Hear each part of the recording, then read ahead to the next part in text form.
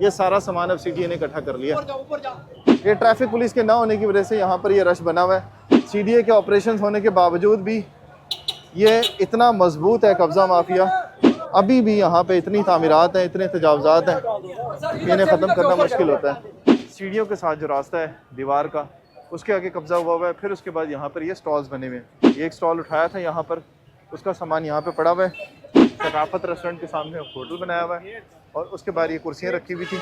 CDA ने जैसे ही यहाँ पर पहुँचा है तो इन्होंने हटा दिया यहाँ से। पार्किंग के बाहर जो जगह होती है यहाँ पे लोगों ने कब्ज़े किए हुए होते हैं। डायरेक्टर CDA जो हैं उन्होंने आके नोटिस लिया है, लोगों ने गैर कानूनी तरीके से ठिए लगाए हुए हैं, उन्हें कब्ज़े में लेना है, उस पर आज नोटिस हुआ है। तो CDA का ट्रक यहाँ पर पहुँच गया है। महकमा इन्फोर्समेंट यहाँ पे मौजूद है।